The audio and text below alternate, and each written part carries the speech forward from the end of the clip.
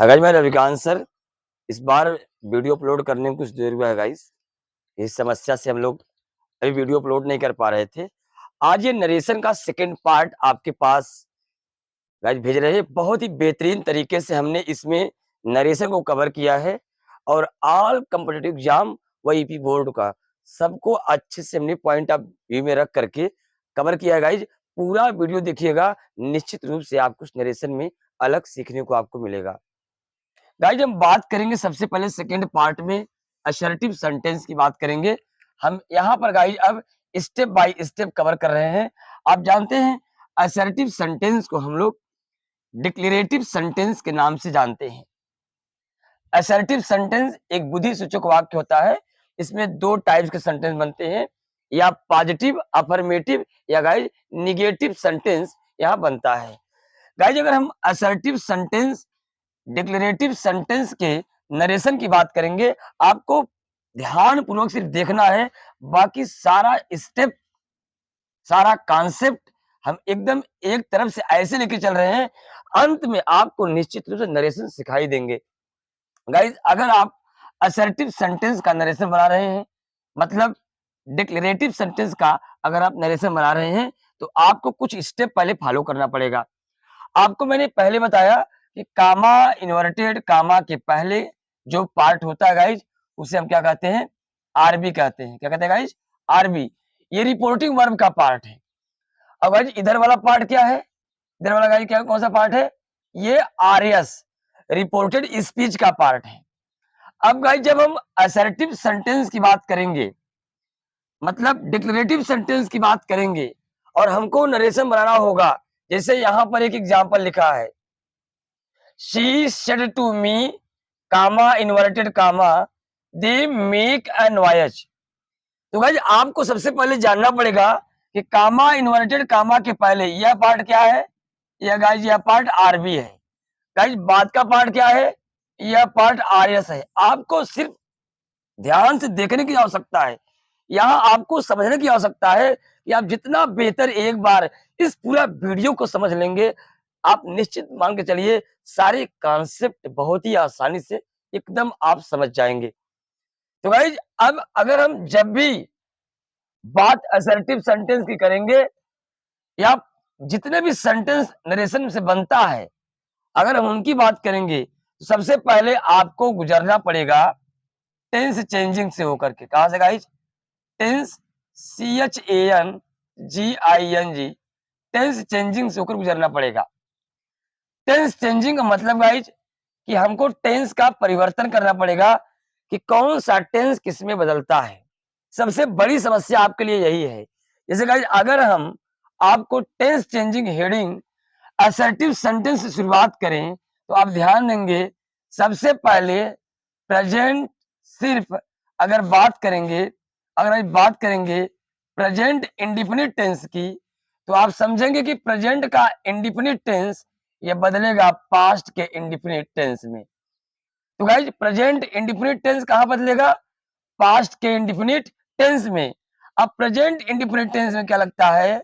अगर कर्ता आपका एक वचन का है तो यस या यस लगाते हैं, और अगर आपका कर्ता बहुवचन का है तो वर्ब का फर्स्ट फॉर्म लगाते हैं। गाइज यहाँ पर हम सिर्फ समझाने की बात कर रहे हैं आपको।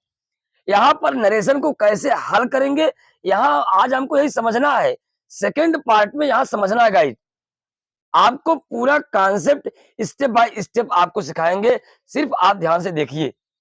गाइज यहाँ पर मान लीजिए कि अगर हमने टेंस चेंजिंग की शुरुआत कर दी, तो टेंस चेंजिंग की जब शुरुआत करेंगे, तो आप जानते हैं अगर मैंने पहला ले लिया प्रेजेंट इंडिफिनिट टेंस, जाहिर सी बात है present indefinite tense will change into कहां बदलेगा? पास्ट के इंडिफिनिट टेंस में। तो अगर प्रेजेंट इंडिफिनिट टेंस के सिंपल सेंटेंस की बात करूं, तो जो वहां पर जो सिंपल मतलब अफर्मेटिव जो वाक्य बनता है, तो गाइस अफर्मेटिव वाक्य में एक वचन कर्ता के साथ यस या यस लगाते हैं, और जब कर्ता आपका बहुवचन आता है तो वर्ब का फर्स्ट फॉर्म का प्रयोग करते हैं। अच्छा, यस या यस और वर्ब का फर्स्ट फॉर्म जो है गाइस, वह कहां बदलेगा? जाकर के वर्ब के सेकंड फॉर्म बदलेगा, जाएगा वर्ब के सेकंड फॉर्म बदल जाएगा। मतलब यस या ईएस या वर्ब का फर्स्ट फॉर्म बदले कहा वर्ब के सेकंड फॉर्म में। क्यों? क्योंकि पास्ट इंडेफिनिट टेंस की जो सहायक क्रिया होती है अफर्मेटिव में, वहां सिर्फ मेन वर्ब को सेकंड फॉर्म में बदल देते हैं गाइज। अब आगे समझने का प्रयास करेंगे। जब आप असर्टिव सेंटेंस का नरेशन बनाएंगे, जब भी गाइज आप असर्टिव सेंटेंस का नरेशन बनाएंगे, तो सबसे पहले आपको ध्यान देना पड़ेगा कि आरबी में परिवर्तन क्या होता है। तो गाइज आरबी में परिवर्तन यह होता है कि अगर सेड के बाद टू दिया है, मतलब सेड के बाद ऑब्जेक्ट है, तब वह सेड सीधे कहां बदलेगा? टोल्ड में। इस बात को आप ध्यान समझिएगा। यदि बात सेट के बाद टू है, यानी सेट के बाद ऑब्जेक्ट है, तो ये आपका सेट कहां बदलेगा? सीधे टोल्ड में बदल जाएगा। और सेट के बाद टू नहीं है, मतलब ऑब्जेक्ट नहीं है, तो सेट बदलेगा सेड में। कोई परिवर्तन नहीं होगा। इस कामा, इन्वर्टेड कामा जो यहाँ पर बीच में आएगा, उसे हटाएंगे। कंजक्शन के रूप में यहाँ टी दैट का प्रयोग करते हैं। आप स्टेप बाय स्टेप वाले बात समझिए। हम पहले आपको थोड़ा सिखाना चाहते हैं, फिर नियम में ला करके आपको सेट करके अच्छा सा नोट्स प्रयास करेंगे कि आपका अवेलेबल हो इस वीडियो के माध्यम से आपको। तो सेट के बाद टू अगर दिया है तो बात समझेंगे आप। अगर उसके बाद ऑब्जेक्ट आता है तब क्या लगाएंगे? इस टोल्ड। तो सेट के बाद, अगर सेट के बाद टू है तो टोल्ड में, सेट के बाद टू नहीं है मतलब ऑब्जेक्ट नहीं है तो सेट में। अब कामा, इन्वर्टेड कामा को हटा क्या लगाएंगे? हम दैट लगाएंगे। अगर आरएस में कोई प्रोनाउन, जैसे कि भाई यहाँ हमने कहा दैट दे लिखा है, यहाँ क्या लिखा है? यहाँ पर हमने दे लिखा है यहाँ पर। अब जब बदलेंगे हम डायरेक्ट से इनडायरेक्ट में, तो गाइस जो यहाँ पर दे लिखा है हम इसको इस्तेमाल करेंगे। मतलब अगर कोई प्रोनाउन कैपिटल में दिया है, जब उसे हम डायरेक्ट से बदलेंगे इनडायरेक्ट में, तो क्या कर लेंगे? इसको हम इस्तेमाल कर लेंगे। लास्ट का गाइस ये डबल कमल या फुल स्टॉप, इसको हटा करके हम सिर्फ फुल स्टॉप का प्रयोग करेंगे। मतलब अगर इस सेंटेंस का अगर आपको नरेशन बनाना होगा तो आप कैसे बनाएंगे? आइए पहले समझने का प्रयास करते हैं। गाइस यहाँ लिखेंगे, हम लिखेंगे सी, तो सी हो जाएगा, कोई दिक्कत नहीं है। पहले पूरा वाक्य पढ़िए। मैंने बताया आपको, कोई भी वाक्य नरेशन का आए, एक बार इसको पहले खूब बढ़िया से आप पढ़िए। गाइस यहाँ लिखा है she said to me, she said to me. अब आप हल करते रहिए, यही समझिए कि सेड के बाद टू दिया है। आगे बढ़िए। Comma, inverted comma, they make a noise. Guys ये टेंस भी आपको पहचानना पड़ेगा। दे मेक ए नॉइज, दे यहाँ पर बहुवचन करता है, मेक भी जो क्रिया है बहुवचन में है, मतलब सिर्फ वर्ब का फर्स्ट फॉर्म है। आप टेंस का पता लगाइए कि जो दे दिया है यह कैप, ये गाइस क्या है?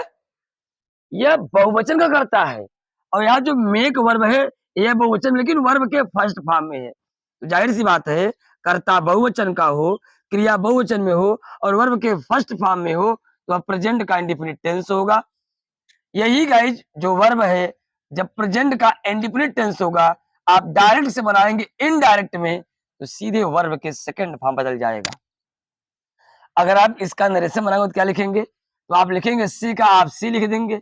इसके बाद गाइस यहाँ लिखा है सेड, और सेड के बाद टू दिया है, यहाँ पर भी सेड के बाद टू है, मतलब ऑब्जेक्ट आया है, तो जाहिर सी बात है पूरा सेड टू कहाँ बदलेगा? टोल्ड में बदल जाएगा। अब गाइस यहाँ क्या लिखा उतार लेंगे आप?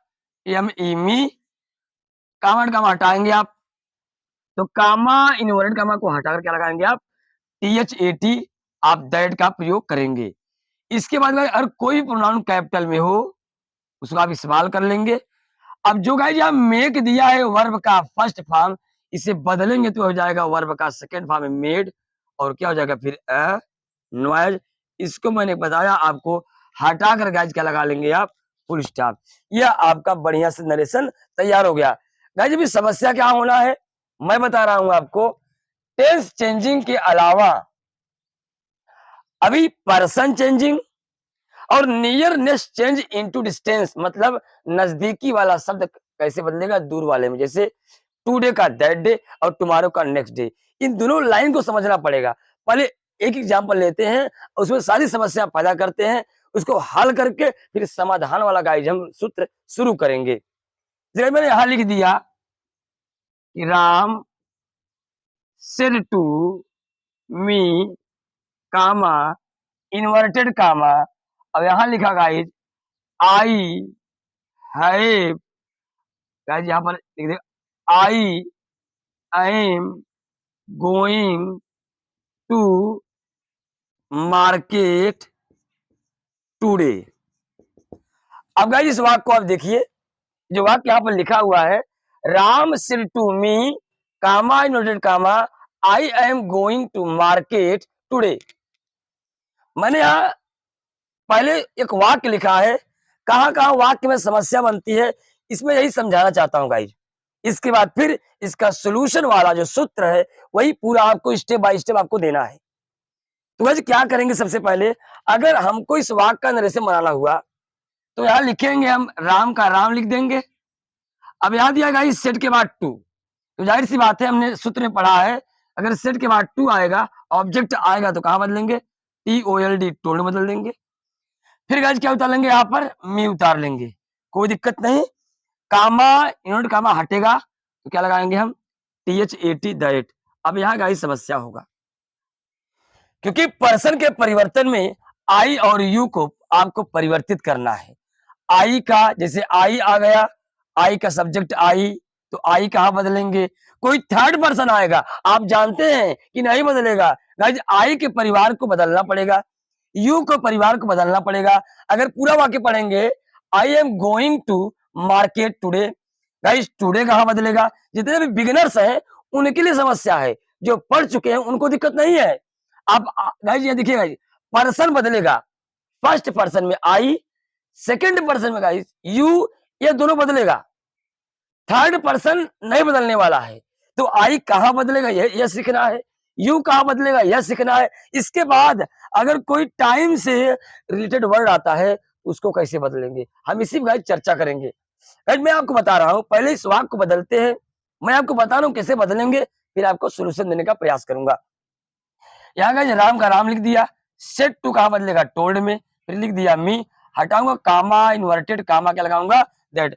अब गाइस आई फर्स्ट पर्सन है, आप पहले समझिए, मैं बता रहा हूं, आई फर्स्ट पर्सन है और फर्स्ट पर्सन का सब्जेक्ट है, माने सब्जेक्ट की जगह आया है। तो गाइस जब आई जाएगा राम के पास तो जाहिर सी बात है या आई का, आई जब, क्योंकि आई जो गाइस आई के परिवार के यानी फर्स्ट पर्सन के परिवार के जो भी मेंबर आएंगे यहाँ पर वो सब बदलेंगे रिपोर्टिंग वर्ब के सब्जेक्ट के अनुसार।